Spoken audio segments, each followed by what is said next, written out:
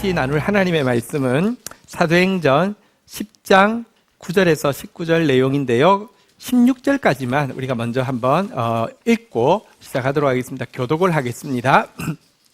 이튿날 그들이 길을 가다가 그 성에 가까이 갔을 그때에 베드로가 기도하려고 지붕에 올라가니 그 시각은 제6시더라.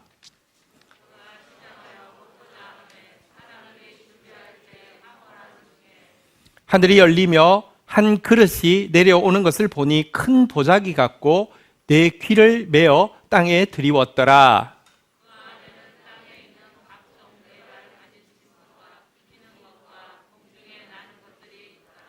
또 소리가 있어 베드로야 일어나 잡아먹으라 하거늘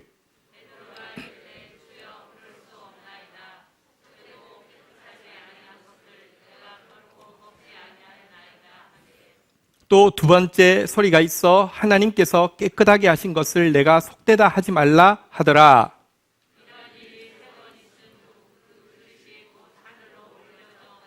우리 19절까지 계속 읽도록 하겠습니다. 17절 베드로가 본 바 환상이 무슨 뜻인지 속으로 의아해 하더니 마침 고넬료가 보낸 사람들이 시몬의 집을 찾아 문 밖에 서서 19절 같이 읽겠습니다. 시작. 베드로가 그 환상에 대하여 생각할 때에 성령께서 그에게 말씀하시되 두 사람이 너를 찾으니. 아멘. 네. 오늘 읽은 본문 가지고 제목 한번 따라하겠습니다. 성령이 스승 되셔서 진리를 가르치소서. 다시 한번 따라하겠습니다. 성령이 스승 되셔서 진리를 가르치소서. 지난 주 중에 우리는 부지런함과 게으름의 바른 기준이 무엇인지 보게 되었습니다. 한국 사람은 부지런할까요? 게으를까요? 성경의 기준에 의하면 정말 게으른 사람입니다. 성경은요, 열매 없는 일에 바쁜 것을 게으르다고 이야기하지 부지런하지 않다고 이야기합니다. 부지런함은 무엇이냐? 하나님을 알아가기에 부지런한 게 진짜 부지런하다는 것입니다. 하나님을 알면 하나님을 닮게 되고 하나님을 닮으면 하나님께서 하시던 일을 이 세상 가운데 할 수 있어서 생명의 영향력을 끼칠 수 있지만 하나님을 알기를 멈춰버리면요, 우리의 모습은 점점 우상과 같아지고요, 우리가 하는 모든 일은 허망해질 것이기 때문에 그건 게으르다고 이야기하고 있습니다. 하나님 알기에 부지런한 저와 우리 공동체 되기를 주의 이름으로 축복합니다. 하나님을 알게 하기 위해서 우리에게 주어진 가장 귀한 선물이 성경이죠. 성경을 통해서 우리는 하나님을 알게 됩니다. 그런데 이 하나님을 알기 위해서 성경을 대하되 우리는 지정의를 다 해야 합니다. 온 지각을 다 사용해서 하나님의 말씀을 보아야 하고요, 온 감정, 사랑하는 마음을 다해서 하나님 말씀 앞에 서야 하고요, 의지도 절대적으로 필요합니다. 가끔 이렇게 생각합니다. 성경이 땡기면 본다. 여러분, 그거는 소가 뒷걸음질하다가 쥐 잡는 경우치 땡기지 않습니다. TV가 더 땡기고요, 부부의 세계가 더 땡기고요, 땡기지 않습니다. 의지적인 싸움이 필요합니다. 하나님 알게 해주신 이 성경을 향해서 지정의를 다 하는데 부지런한 저와 여러분 되기를 주의 이름으로 축원드립니다. 그런데 우리가 지정의를 다해서 성경을 본다고 해서 여러분 성경을 다 알 수 있느냐? 천만의 말씀입니다. 한계가 뚜렷합니다. 성경은 명백히 이야기합니다. 고린도전서 2장 9절 10절에 보면 이렇게 가르쳐주고 있습니다. 사실은 고린도전서 2장 9절 10절, 하나님께서 우리에게 알려주고자 하는 것은 우리의 지정의로 다 알 수 있는 범위를 넘어설 만큼 풍성한 진리를, 풍성한 축복을 예비해 놓으셨는데요, 기록된 바 하나님이 자기를 사랑하는 자를 위하여 예비하신 모든 것은 눈으로 보지 못하고 귀로 듣지 못하고 사람의 마음으로, 여기 마음은 지성을 이야기합니다, 지성으로 생각하지 못하였다 함과 같으니라. 10절 같이 한번 읽겠습니다. 시작. 오직 하나님이 성령으로 이것을 우리에게 보이셨으니 성령은 모든 것 곧 하나님의 깊은 것까지도 통달하는. 그래서 하나님을 제대로 알기 위해서는 성령이 도와주셔야 합니다. 우리 찬송가에 보면 성령이 스승 되셔서 진리를 가르치시고 거룩한 뜻을 깨달아 예수를 알게 하소서. 예수 알려면요, 진리를 깨달으려고 하면 성령이 스승되어 주셔야 합니다. 성령에 감화받아서 하나님 말씀 배우니 그 말씀 한 절 한 절이 내 영에 교훈되도다. 이게 살아 움직이려고 하면 성령이 도와주셔야 한다는 것입니다. 우리 교회 앞에 들어올 때 모토가 있습니다. 말씀의 빛과 성령의 불로 세대를 변화시키는 사랑의 공동체입니다. 말씀의 빛만 있는 것이 아니라 성령의 불도 모토에 같이 들어 있습니다. 사실 저희 교회 객관적으로는 저희 교회만큼 말씀을 강조하는 교회가 없습니다. 사실 매일 아침마다 이 말씀 GT를 통하여서 또 계속 전달하고 있고요. 또 계속 강조하고 있습니다. 저 역시 30년 동안 GTM 사역을 하면서 정말 말씀을 파고 말씀을 강조합니다. 그러나 그걸로 되지 않는다는 것을 너무 잘 알고 있습니다. 성령의 불에 대해서 그래서 갈망합니다. 특별히 여러분 코로나 사태는 이렇게 하나님께서 우리를 훅 하고 들어오시는 그런 시간이라고 생각합니다. 어떤 의미에서 우리에게 진짜 이 성령 앞에 한번 확 나가야 되는, 성령께서 우리에게 문을 열고 훅 들어오시기 위해서 하고 있는 노크라는 생각도 하고 있습니다. 한번 따라하겠습니다. 성경과 성령이 결혼한 새 시대를 보게 하소서. 어떤 사람 말씀 강조하는 사람은 성령 아예 무시하거나요. 성령파들은요, 성경하고 완전 반대로 부닥거리 같은 짓 하면서 성령이라고 이야기합니다. 성경과 성령이 이혼한 시대에 우리가 살아가고 있습니다.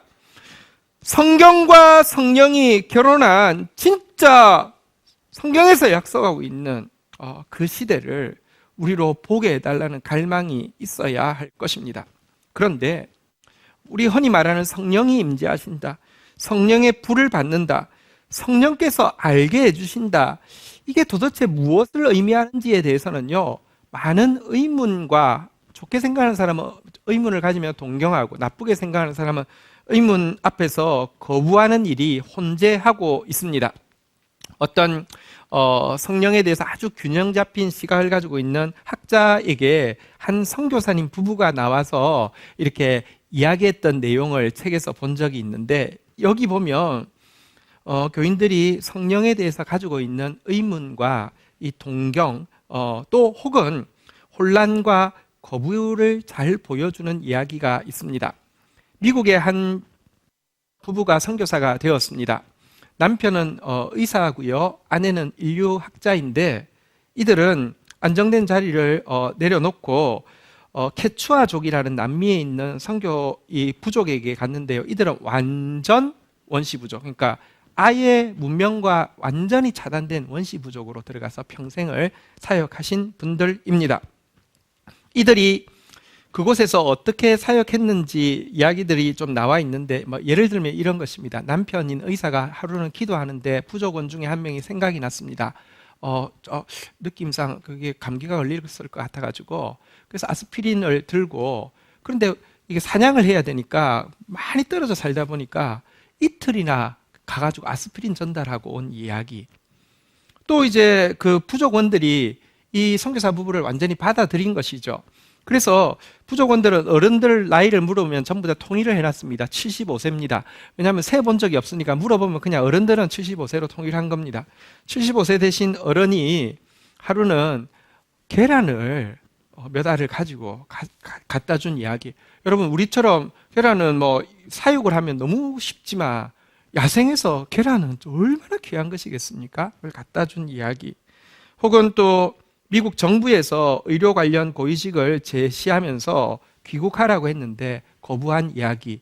혹은 아내는 문화인류학 그 지식을 활용해서 사실은 전혀 소통이 될 수 없는 그들과 친밀하게 소통하면서 가족처럼 지난 이야기. 어쨌든 이런 사역을 잘하고 계셨는데, 안식년을 앞두고 어떤 분이 이 부부를 찾아와서 이번에 안식년에 미국 가며 어떤 목사님을 꼭 만나세요. 두 분은 성령을 받으셔야 합니다. 그 목사님이 기도해 주시면 방언이 임합니다. 성령 받으셔야 합니다. 이렇게 이야기를 했다는 거예요. 근데 이 두 부부가 너무 순수한 분이셔서 이제 그렇구나 하는 기대를 가지고 미국에 이제 와서 잘 알고 지내던 바로 그 저자인 학자를 이제 만난 상태에서 이야기를 했답니다.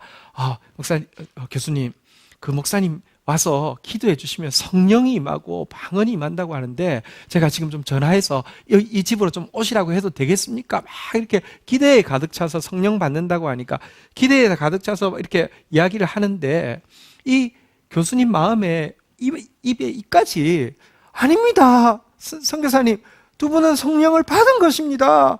기도받을 필요 없습니다. 이 이야기를 하고 싶은 마음이 여기까지 올라왔는데 말을 못했다는 거예요. 왜냐고 하면 성령 받은 게 틀림없잖아요. 주의 성령이 내게 임하신 것은 가난한 자에게 아름다운 소식을 전하게 하려 함이라고 했는데, 성령이 안 임하면 어떻게 그 안락한 자리를 놓고 포기하고 가겠습니까? 성령이 임했기 때문에 그들과 그렇게 새 방언이 임해서 말이 안 통하는 사람들과 그렇게 소통하면서 평생을 살아낼 수 있죠. 그들이 하는 일이 성령 받은 사람만 할 수 있는 일이기 때문에, 성령 받았기 때문에 막 성령 받는 거 지금 기도 받을 필요 없습니다. 이 이야기를 여기까지 하고 싶은데, 한편으로는 우리 안에 또 순수한 사람들은 동경이 있어요. 그 세계가 뭘까? 그거 받으면 방언을 하면 어떻게 될까? 그거 이래서 하니까 받지, 이거 그 이상한 걸 수도 있으니까 받지, 이런 말을 못했다는 기록을 본 적이 있습니다. 이건 좋은 경우고요. 나쁜 경우들도 있죠. 성령 이야기만 들으면요 굉장히 혼란스럽고요. 그래서요 강하게 거부하는 경우도 있습니다. 성령 이야기 알고 보면 전부 다 사기꾼이야. 성령 이야기하는 사람 중에서 사기 안 치는 사람을 못 봤어. 이런 경험들, 씁쓸한 경험들이 우리 안에 있다는 것입니다. 이것이 걸림돌이 되어서 정말 너무나도 중요한, 다시 한번 따라하겠습니다. 성령이 스승 되셔서 진리를 가르치소서. 우리의 생각을 초월하게, 하나님은 우리 생각만큼 주는 게 아니에요. 우리의 생각을 초월하게 주시고자 하신, 예비하신 것들을 경험하지 못하게 되는 거, 우리의 사모함을 방해하는 것. 그런데 우리가 읽은 오늘 본문을 보면 사실 이 본문은 흔히 한번 따라하겠습니다. 이방인의 오순절. 이게 첫 오순절은 어떤 의미에서 유대인의 오순절이죠. 유대인들 가운데 임했고 교회가 탄생했다고 하면, 오늘 이 사건을 통해서 유대인 중심의 교회가 이제 예수님의 뜻대로 온 인류를 향해서 나아가게 되는 계기가 되는 이방인의 오순절이라고 하는데요. 이때 성령이 임하여서 베드로의 생각을 완전히 초월하게 가르쳐주고 계시잖아요. 그런데 이 내용을 자세히 보면 우리 안에 성령에 대해서 가지고 있는 잘못된 혼란과 거부를 떨쳐버릴 수 있고, 간절히 그 임재를 사모할 수 있습니다. 그래서 오늘 본문을 살펴보려고 합니다. 먼저 9절 10절 읽고 오늘 본문 시작하도록 하겠는데요, 제가 9절 읽고 10절 우리 같이 읽도록 하겠습니다. 이튿날 그들이 길을 가다가 그 도성에 가까이 갔을 때, 그때 베드로가 기도하려고 지붕에 올라가니 그 시각은 제6시더라. 10절 읽겠습니다. 시작. 그가 시장하여 먹고자 하매 사람들이 준비할 때에 황홀한 중에. 베드로가 이제 요파 도성으로 갔는데 시간이 딱 보니까 6시입니다. 유대인 6시는 플러스 6을 더하면 우리 시간입니다. 12시 정오가 되었습니다. 유대인들에게 6시, 12시, 3시, 다시 말하면 12시,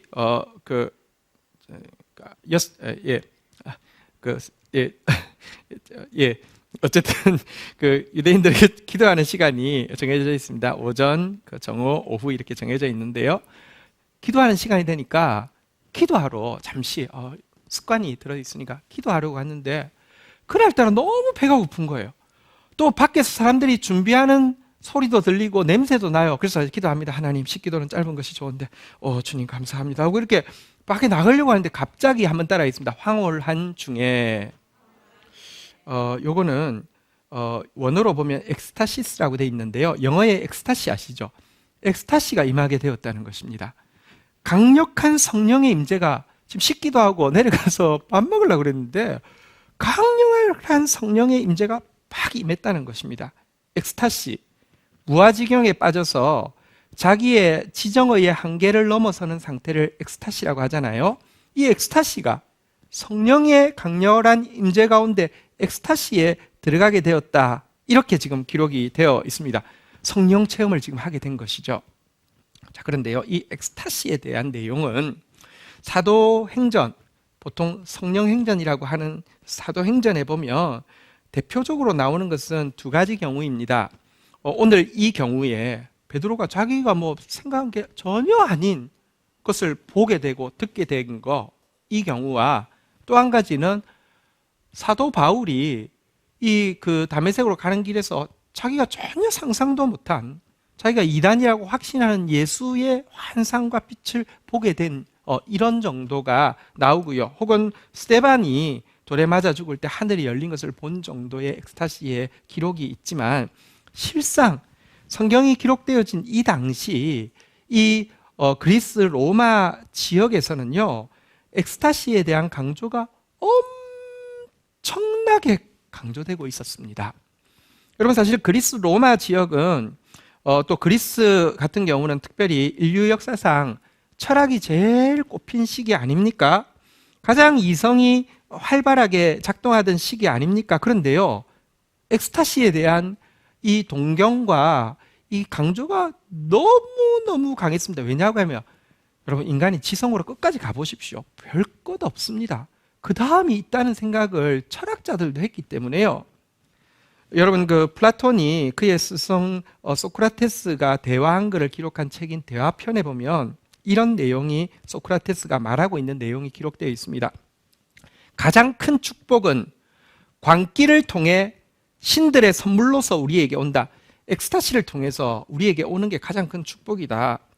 이성은 신의 영이 임할 때 쫓겨나지만 그 영이 떠나면 제자리로 돌아온다. 죽을 인간과 불멸의 존재가 동일한 집을 공유할 수 없다. 이 엑스타시가 임하면 우리 이성은 쫓겨났다가 엑스타시가 떠나고 나면 제정신 들어서 들어올 수 있지, 이 불멸의 이 영과 우리 인간의 이성이 한 집에서 이게 공존할 수 없다. 이런 기록이 소크라테스의 이렇게 대화를 남긴 플라톤의 대화편에 나와 있습니다. 여러분, 소크라테스가 이런 엑스타시를 경험하기를 너무 원했고 엑스타시를 경험한 사람을 부르는 용어가 있습니다. 근데 우리는 다 알고 있습니다. 똑똑해서. 그 용어가 뭐냐고 하면요, 바로 매니아입니다. 매니아란 엑스타시를 경험한 사람을 이렇게 사모해서 부르는 표현입니다. 여기 매니아, 여기 뭐 여러 가지 매니아 있으시죠? 네, 매니아. 여러분, 또 책에 보면 진짜 엑스타시와 가짜 엑스타시를 구별하는 방법에 대해서도 자세히 그 책에 기록하고 있습니다. 황홀경에 빠진 동안 말한 것을 깨어난 후 상기할 수 없다는 것은 그가 진정한 예언을 한 것임을 입증해 준다라고 기록하면서, 자기가 한 말을 깨어나서 모르면 그건 진짜 엑스타시고 기억하면 자기 만들어낸 것일 수 있다, 이렇게도 기록을 하고 있습니다. 당시 그리스 로마 문화권에서 예수는 어느 정도 유명했을까요? 예수님 당시, 십자가 지시는 당시는 한 지역에서 좀 소문나는 정도고 유명하지 않았습니다. 그리스 로마 전체를 통틀어서 제일 유명한 사람은 델피의 여선지자 피티아라는 여자인데요, 엄청 유명했습니다. 소크라테스도 이렇게 이야기합니다. 델피의 여선지자가 미쳤을 때 공적인 사건들과 사적인 사건들 모든 부분에 그리스의 찬란한 유익을 안겨준 반면에 제정신이었을 때는 거의 그렇게 하지 못했다라고 이야기하면서, 피티아가 엑스타시에 빠지면요, 나라에 대해서 예언을 하거나 개인에 대해서 예언을 한 게 너무 정확하게 맞았는데 제정신 들어오며 바보가 됐다, 이렇게 책에 기록되어 있습니다. 우리가 알고 있는 그리스의 운동 게임 중에서 제일 유명한 것은 올림픽이죠. 그런데 올림픽 다음으로 유명한 게임이 피티아 게임이었습니다. 피티아 배가 그렇게 유명했습니다. 그리스 로마 작가들의 상상력과 찬사의 중심에 피티아가 있었고요. 크리스찬 학자인 크리소스톰이 책에서 계속 비판하는 것이, 그 피티아는 악령이 임한 것이라고 계속 비판하고 있을 정도로 그 시대에 굉장히 센세이션을 일으키는 여자가 있었습니다. 그런데 여러분, 오늘 여기 베드로가 경험한 이 엑스타시, 강력한 성령의 임재는요, 그들이 지금 이야기하는 것과 전혀 다른 것입니다. 근데 우리가요, 오늘날 성령에 대해서 동경하든지 아니면 성령에 대해서 거부하든지 하고 있는 이미지는 대부분 그리스 로마에서 생각하는 그런 정도의 성령의 임재를 생각하고 있습니다. 자, 오늘 본문을 통해서 올바른 성령의 강력한 임재, 이 엑스타시가 무엇인지를 황홀경의 전, 중, 후로 나누어서 살펴보도록 하겠습니다. 먼저 첫 번째는 이 엑스타시, 강력한 성령 겸 임재 전에 해야 할 바른 준비에 대해서 보겠습니다. 한번 따라하겠습니다. 경건의 습관. 자, 9절 우리가 읽었던 대로 이 일은 언제 일어났느냐? 여러분, 기도 시간에 일어났습니다. 기도 오래 하려고 한 것도 아니고요. 밥 먹으려고 짧게 하려고 했지만 습관이 돼 있어서 기도할 때 일어났습니다. 그로부터 21시간 전에 조금 떨어져 있는 곳에 가이사랴에 있는 고넬료라는 이방인에게도 똑같은 일이 일어났는데요. 10장 3절에 보면 고넬료에게 일어난 일을 이렇게 기록하고 있습니다. 하루는 제9시쯤 되어, 제9시니까 오후 3시죠. 환상 중에 밝히 봄에 하나님의 사자가 들어와 이르되 고넬료야 하니, 여러분 이 제9시도 기도하는 시간입니다. 고넬료도 기도하고 있었습니다. 이방인이지만 기도하고 있었습니다. 4절 한번 볼까요? 읽겠습니다. 시작. 고넬료가 주목하여 보고 두려워 이르되 주여 무슨 일이니까? 천사가 이르되 내 기도와 구제가 하나님 앞에 상달되어 기억하신 바 되었으니. 여러분 여기 보면 분명히 베드로에게 임한 것도 기도 시간, 고넬료에게 임한 것도 기도 시간, 그들이 경건한 습관을 가지고 기도하고 구제하는 그때에 성령께서 강력하게 임재하셨다고 이야기를 하고 있습니다. 타 종교의 이 엑스타시 체험, 황홀경 체험에는 인간의 이런 인격은 전혀 영향을 끼치지 않습니다. 무당이 굿할 때에 돈을 얼마나 받았냐가 중요하지, 자기한테 의뢰하는 사람이 얼마나 착하냐, 얼마나 평소에 인격적이냐는 아무 의미가 없지 않습니까? 그런데 성경은 다릅니다. 우리가 경건의 습관이, 기도의 자리가 없는데 임하는 것은 어쩌면 성령의 강력한 임재가 아니라 악령의 역사일 확률이 높다는 것입니다. 성경 구약 성경에 보면 성령의 역사가 임하긴 임했는데 마치 지금 타 종교에서 이야기하는 황홀경 체험과 같은 경험이 2번 딱 나옵니다. 그 2번은 공통점이 있습니다. 누구냐고 하면 사울과 발람입니다. 발람은 이스라엘을 저주해서 돈 받고 싶은데 성령의 엑스타시가 예언할 때마다 임해가지고 입을 확 막아가지고 전혀 다른 말을 막 하게 만들었습니다. 깨어나고 나면 내가 미쳤지 왜 그랬을까 하다가 또 예언한다고 하면 또 임하고 또 임했습니다. 마지막에는 이렇게 예언하려고 이렇게 어떤 퍼포먼스 사전 준비를 하니까 안 되니까 대본대로 딱 읽으려고 할 때는 마지막에는 성령이 더 강하게 임해가지고요 완전히 그냥 막 그 예언을 쏟아내고 미래의 이스라엘의 축복을 쏟아내게 되었습니다. 사울 왕도 마찬가지죠. 다윗을 죽이기 위해서 가고 있는데 갑자기 성령이 임해버렸습니다. 그의 인격과 상관없이 임했죠. 그러니까 빨개 벗어가지고는요 막 환상 예언을 합니다. 하나님을 찬양할지어다, 다윗을 찬양하라, 그는 위대한 왕이 되어서 하나님의 나라를 이룰 것이다 막 했습니다. 깨어났을 때 기억 못했습니다. 그런데요 이 2사람만 이렇게 자기가 한 말을 자기가 깨어났을 때 기억 못하거나 반대로 이야기하는 경우가 있긴 있지만 이 2사람은 둘 다 거짓된 사람이었고 성령께서 역사하셔도 변하지 않을 사람이었고 결국 성령이 임하셔서 하나님의 일을 방해하지 못하도록 쓰긴 쓰셨지만 결국은 버림받은 사람입니다. 우리가 성령을 사모할 때 가장 중요한 것은 경건의 습관입니다. 여러분 더 기도하십시다. 우리 성령님을 사모하면서 더 기도의 자리에 더 서야 합니다. 2번째 바른 준비, 엑스타시를 경험하기 전에 가져야 될 2번째 바른 준비를 한번 따라하겠습니다. 공동체의 보완. 재밌는 것은 사도행전에 기록된 이 2번의 대표적인 엑스타시, 바울의 이야기와 또 베드로의 이야기는요 짝이 있다는 것입니다. 바울이 빛을 보고 나서 저분이 예수구나, 그럼 내가 예수께 헌신해야 되겠구나, 나 이제 선교사로 갈래 하고 복음 전한 게 아닙니다. 빛을 본 뿐이고 무엇을 어떻게 해야 될지 몰랐습니다. 근데 그 시간에 아나니아라는 선지자에게 또 하나님이 임하셨습니다. 사울이라는 사람 데려오라는 것입니다. 그에게 복음을 전하라는 것입니다. 둘이 만났을 때에 이게 마치 거울 반쪽 서로 나누어 가진 것처럼 만났을 때 이야기가 되었습니다. 오늘 이야기도 마찬가지입니다. 베드로는 3번 배가 고픈데 뭐가 내려와서 막 먹으려고 보니까 다 부정한 음식이에요. 이거 먹어라. 아유, 저는 절대 먹은 적 없는데요. 이거 먹어라. 이건 부정한데요. 이거 먹어라.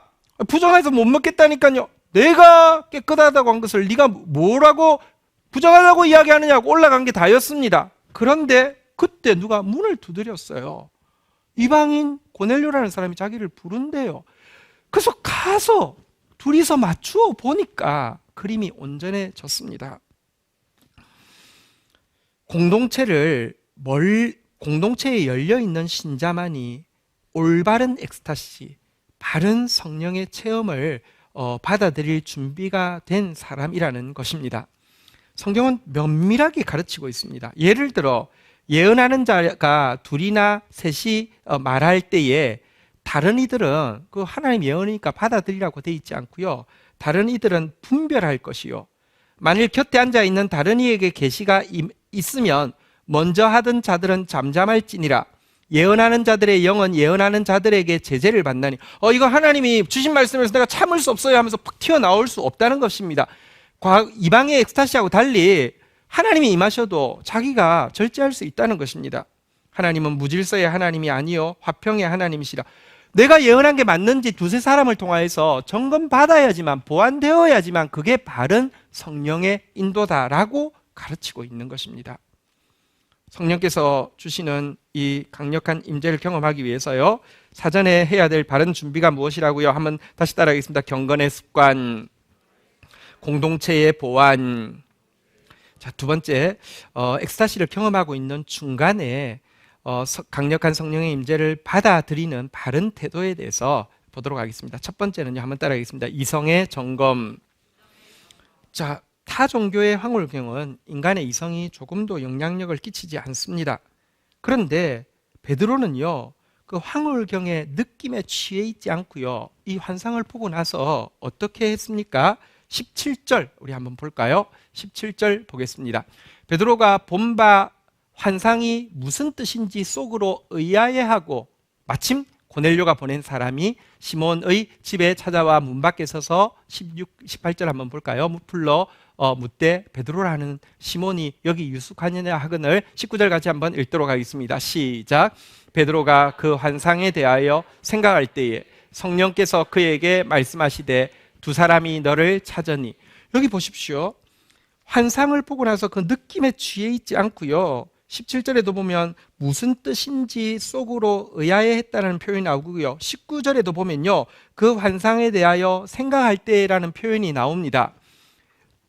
바르게 이 성령의 임재, 성령의 가르치심을 받아들이기 위해서는요, 이성으로 점검해야 합니다.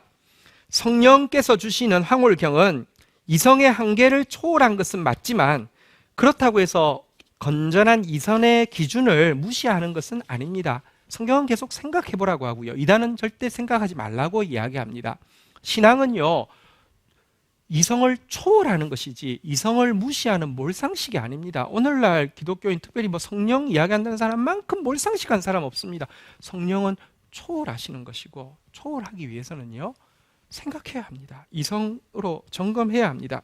자, 그리고요, 엑스타시를 지금 경험하고 있는 동안에 그의 바른 태도가 두 번째는요, 한번 따라하겠습니다. 성경의 권위. 여러분, 자, 이제 뭔지는 모르지만 내가 이 그림 보고 났을 때 이방인이 날 불러 해서 절대 안 가는 이방인의 집으로 가게 되었죠. 그랬더니 또 고넬료도 이미 엑스타시를 보고 기다리고 있었는데 고넬료가 베드로에게 기대한 게 무엇이었을까요? 우리 사도행전 10장 33절에 보면 이렇게 고넬료가 베드로에게 고백합니다. 내가 곧 당신에게 사람을 보내었는데 오셨으니 잘하였나이다. 이제 우리는 주께서 당신에게 명하신 모든 것을 듣고자 하여 다 하나님 앞에 있나이다. 고넬료가 이 엑스타시를 경험하면서 기대한 것은 하나님의 말씀 듣는 것이었습니다. 베드로도 그곳에 가서 다른 것 하지 않고 그가 3년 동안 함께 계셨던 예수 그리스도 부활 승천에 대해서 복음을 전하고 있었는데요. 이때 사도행전 10장 44절에 보면요, 같이 한번 읽도록 하겠습니다. 시작. 베드로가 이 말을 할 때에 성령이 말씀 듣는 모든 사람에게 내려오시니. 여러분, 그가 이 엑스타시에 취해서 다른 것 한 것이 아니라 말씀 듣기 원하는 고넬료에게 하나님 말씀 전하고 있을 때 성령이 임했다라고 이야기하고 있습니다. 나중에 베드로가 예루살렘 총회에 가서 이렇게 신문을 받을 때가 있었습니다.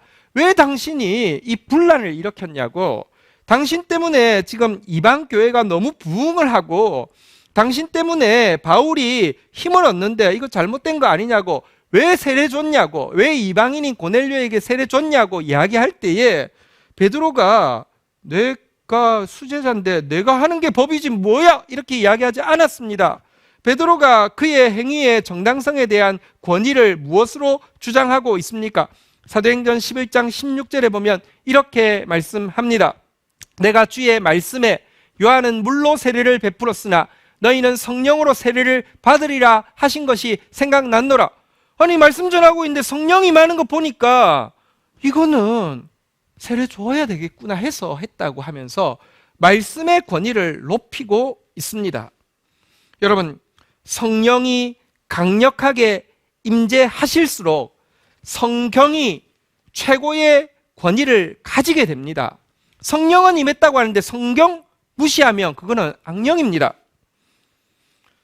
올바른 성령의 역사의 핵심이 무엇인지 아십니까? 한번 따라하겠습니다. 성령은 성경이 성경되게 하는 영이다. 그들은 지금 이 황홀경 가운데 있을 때 그것을 바르게 받아들였습니다. 이성으로 점검하고 성경의 권위를 앞세우면서 이것을 체험했던 것입니다. 마지막으로 이 강력한 성령의 임재 엑스타시가 만든 바른 결과, 이 이제 사후를 보도록 하겠습니다. 한번 따라하겠습니다. 영성과 지성의 조화. 우리 사도행전 10장 46절 보면 성령이 임하고 나서 어떤 일이 있었는지 한번 보도록 하겠습니다. 같이 읽겠습니다. 시작. 이는 방언을 말하며 하나님 높임을 들음이르라. 여러분, 베드로는 말씀을 전했을 뿐인데 이 말씀 듣고 있던 이 이방인들에게 방언이 임하게 되었습니다.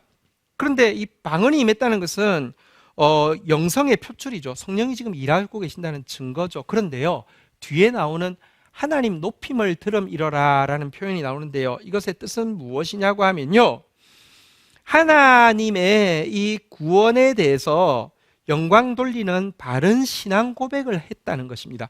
계속 방언만 막 하고 있는 게 아니라 방언하니까 세례주자가 아니라요, 방언을 하다가 그치고는 이방인들이 하나님이 자기를 구원하기 위해서 행하신 놀라운 일에 대한 바른 신앙 고백을 하더라는 것입니다. 이 신앙 고백은 지성의 영역입니다. 방언은 이 영성의 영역입니다. 이 지성과 영성이 온전히 조화되어서 다 표출된 것이 여기에 나와 있습니다. 여러분, 사실 바울은 이 성령의 역사인 방언에 대해서 혹은 예언에 대해서 자세히 고린도전서 14장에 기록하고 있는데요, 이런 강력한 성령의 역사와 우리 지성은 반드시 조화가 되어야 된다고 이야기하고 있습니다. 고린도전서 14장 15절에 보면 이 성령으로 예배 드릴 때 어떠해야 되는지 이렇게 이야기합니다. 그러면 어떻게 할까? 내가 영어로 기도하며 또 마음으로 기도하고, 여기 마음은 지성을 이야기하는 단어입니다. 내가 영어로 찬송하고 또 지성으로 찬송하리라. 예배할 때 하나님의 영이 임하면 방언, 예언이 임하며 방언으로 기도하고 또 방언으로 찬송하고 방언으로 예언하는 기도를 하고 또 예언으로 노래 부르고 하라. 그런데 그것만 해서는 안 되고 그와 동시에 지성을 다한 고백과 지성을 다한 찬양의 곡조로 하나님 앞에 나아가라라고 이야기하고 있습니다. 성령이 건강하게 임하면 이거는 강해지고 이거는 약해지는 것이 아니라 두 개가 가장 온전하게 조화되어진 모습을 가지게 됨을 초대교회는 잘 보여주고 있습니다. 오늘날 무슨 성령 받았다고 하면요, 완전히 몰지각해지는 사람이 있습니다. 과거 그런 사람 아니었는데, 꽤 똑똑한 사람이었는데, 물론 그의 똑똑함 가지고 아무것도 할 수 없어요. 그의 똑똑함은 깨져야 해요. 그런데 여러분, 하나님이 그 전까지 준비한 그의 똑똑함이 승화되어서 아름답게 사용하는 분이시지, 완전히 무식한 사람으로 바꾸어 놓고는요, 완전히 말도 안 되는 말만, 말도 안 통하는 말만 하면서 성령 하는 사람이 있습니다. 그거 잘못된 것입니다. 성령은 영성과 지성을 조화시키는 결과를 이루어냅니다. 마지막 결과는 무엇입니까? 한번 따라하겠습니다. 하나님 나라의 확장. 여러분, 다른 종교에서 엑스타시 체험을 강조합니다. 무당이 작두 타는 것 엑스타시입니다. 어느 종교에나 있습니다. 힌두교에도 강력한 이런 영 체험이 있다고 이야기합니다. 그런데 이 엑스타시 체험의 결과는 무엇일까요? 이걸 경험한 사람은요, 돈을 걸머쥐게 되고 명예를 걸머쥐게 되고 권력을 획득하게 되어 자기 왕국을 확장시키는 것과 직결됩니다. 왜 그렇게 목숨 걸고 무당이 좀 센 거 받으려고 막 노력합니까? 받으면 생기는 게 있으니까. 자기 왕국이 세워지니까 잘 되면 교주도 될 수 있습니다. 이만희도 될 수 있고요, 장길자도 될 수 있습니다. 그러니까 그 엑스타시를 막 추구를 하는 것입니다. 그런데요, 기독교는 전혀 다릅니다. 성경은 이런 영성을, 이런 성령의 강렬한 임재를 이익의 방도로 생각하는 모든 사람은 거짓 선지자라고 이야기하고 있습니다. 베드로는 이 성령의 강렬한 경험 앞에서 유대인과 이방인 사이에 있던 장벽을 과감하게 허물고 세례를 주었잖아요. 우리 그 세례 준 장면만 한번 볼까요? 사도행전 10장 47절에 보면 이렇게 이야기하면서 세례를 줍니다. 같이 한번 읽도록 하겠습니다. 시작. 이에 베드로가 이르되 이 사람들이 우리가 같이 성령을 받았으니 누가 능히 물로 세례 베품을 금하리요 하고, 그는 그동안 그가 철저하게 믿었던 이방인들과 교제하면 안 된다는 생각을요, 이 성령의 가르치심 앞에서 굴복하고 세례를 베풀었습니다. 이 세례 베푼 것이 베드로 개인에게는 득이 되었을까요? 실이 되었을까요? 내가 유대인의 중에서는 수제자로서 자리를 가지고 있었는데 앞으로 보니까 이방인이 확 생길 것 같아. 여기도 영향력을 끼치기 위해서 내가 한번 탁 첫 시작을 내가 해서 한번 잡아봐야지. 여러분, 그에게 득이 되었을까요? 실이 되었을까요? 아니요. 베드로한테 한참 동안 세례준 사건 때문에 얼마나 시달렸는지 모릅니다. 나중에는 예루살렘 총회에서 교권주의자들에게 불려가서 증언을 해야 될 지경이 되었습니다. 그의 나라 확장은 아니었지만 하나님 나라는 이것 때문에 놀랍게 확장되었습니다. 돌이킬 수 없는, 워낙에 성경이 가야 되는 구약 때부터 예언되어 있는 열방으로 나아갈 하나님 나라의 확장에 그는 수종드는 그의 엑스타시의 경험의 결과는 하나님 나라 확장을 이루어냈다는 것입니다. 첫 번째 오순절 날에 유대인들에게 임하였을 때는 가난한 유대인, 부유한 유대인이 유무상통하는 내적인 확장이 이루어진 거 놀라운 일입니다. 사실은요, 계층은 그렇게 만만하게 허물 수 있는 것이 아닙니다. 근데 성령이 임하자 진짜 빈부가 하나 되어서 나누는 그런 역사가 일어난 거, 유대인들 안에 내적 확장 귀합니다. 그러나 오늘 본문의 이방인의 오순절이라고 하는 이 사건 통해서 유대인과 이방인의 차별이 없이 하나님 나라가 외적으로 확장이 이루어지게 된 거, 이건 놀라운 일이 아닐 수 없습니다. 오늘 나눈 말씀을 한번 화면으로 한번 좀 올려주시겠습니까? 강력한 성령 임재를 위한 전, 중, 후 한번 보았습니다. 사전에 바른 준비가 무엇입니까? 두 가지 한번 같이 따라 읽겠습니다. 경건의 습관, 공동체의 보완.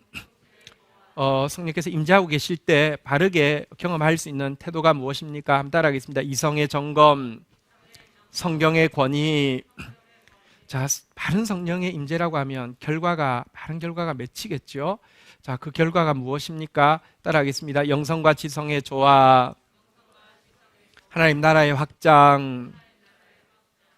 저는 교회를 시작하면서부터 계속 꿈이 우리 교회 모토에 담겨 있습니다. 말씀의 빛과 성령의 불이 세대를 변화시키는, 우리 아까 경건일기 발표했는데요, 과연 우리 다음 세대가 진짜 하나님 안 떠날까? 아니, 성경은 거꾸로 이야기합니다. 갈수록 맛있어지는 포도주처럼 우리보다 더 하나님을 잘 알고 하나님을 사랑하는 세대가 될 수 있다고 이야기합니다. 그러려고 하면 말씀의 빛과 성령의 불이 우리 다음 세대까지 변화시킬 수 있는 그런 사랑의 공동체 만들어야 하는데요, 저는 지금 우리 교회를 평가할 때 내면의 확장은 어느 정도 이루어졌다고 생각합니다. 공동체가 이제 마음이 하나가 되고, 사실은 서로에 대해서 또 말씀을 향해서 서로 존중하고 배려하는 그런 마음은 있다고 생각합니다. 이제는 오늘 이방인의 오순절 때 일어난 외적인 확장과 마찬가지로 지금 여러분 코로나 사태로 인하여서 하나님 나라가 훅 하고 들어오고 있는 것을 느낍니다. 과거 이 첫 오순절에 성령이 훅 하고 들어오신 것보다 훨씬 더 강하게 예수 그리스도의 재림을 앞두고 성령께서 역사하실 것을 성경은 예언하고 있습니다. 이때에 우리 정말로 그동안 우리가 가지고 있던 성령에 대한 의문, 성령에 대한 혼란, 성령에 대한 거부를 떨쳐버리고 정말 바른 성령 받을 준비, 바른 성령 받아들이는 태도, 바른 성령 받은 결과 가지고 이 땅 가운데 정말 영광스러운 하나님 나라를 함께 세워가는 저와 여러분들 되기를 주의 이름으로 축원드립니다. 자리에서 일어서시겠습니다. 우리 같이 한번 찬양하면서 하나님 앞에 간구하며 나가도록 하겠습니다. 하나님의 영이 나를 만지시네. 이 시간 우리 찬양할 때 주의 성령께서 초월하시는 성령께서 우리 가운데 스승이 되시고 오셔서 역사하시기를 기대합니다. 찬양합니다. 하나님, 힘으로 안 되고 능으로 안 되는 일 가득 차 있는 세상 가운데 참으로 나의 지성도 나의 감정도 나의 의지도 너무 초라하고 무너지기 쉬운 내 자신이 살아가고 있습니다. 그러나 우리의 지정의를 초월한 하나님의 약속이 또 우리 앞에 있고 힘으로도 능으로도 감당할 수 없는 것, 감당케 하시는 성령의 역사가 예비되어 있으며 우리에게 사모하라고, 간구하라고, 주의 영으로 충만할 때까지 기다리라고, 오직 주의 성령이 너희에게 임하시면 너희가 권능을 받고 예루살렘과 온 유다와 사마리아와 땅끝까지 내 증인이 될 것이라고 약속하여 주신 하나님, 그동안 많은 거짓 때문에 혹은 내 개인의 나라에 취해서 주의 영에 관심이 없고 하나님 앞에 매달리지 못했던 것을 고백합니다. 정말 마지막 때에 성령 없이는 감당할 수 없습니다. 지성의 끝까지 와봤고 과학의 끝까지 와보았는데 아무것도 없습니다. 성령님, 우리 교회가, 우리 성도가 한 명 한 명이 사모하면서 경건의 재단을 다시 한번 쌓겠습니다. 사모하면서 공동체 앞에 서겠습니다. 우리를 불쌍히 여기시고 임하여 주옵소서. 우리가 주의 말씀을 철저히 높이며 나가겠습니다. 우리가 주의 말씀 고민하며 상고하며 묵상하며 생각하며 나아가겠습니다. 주님, 우리 가운데 임재하여 주시옵소서. 그래서 하나님께서 회복시켜 주신 참 영성, 참 지성 조화를 이루고 하나님 나라 확장을 위해서 행복하게 수종되는 주의 공동체 되어지도록 은혜를 더하여 주옵소서. 예수 그리스도의 이름으로 기도 올립니다. 아멘. 여호와는 내게 복을 주시며 너를 지키시기를 원하며 여호와는 그 얼굴을 내게 비추사 은혜 주시기를 원하며 여호와는 그 얼굴을 내게로 향하여 드사 평강 주시기를 원하노라. 주 예수 그리스도의 은혜와 아버지 하나님의 사랑과 성령의 교통하심이 너희 무리와 함께 계실지어다. 아멘. 감사합니다.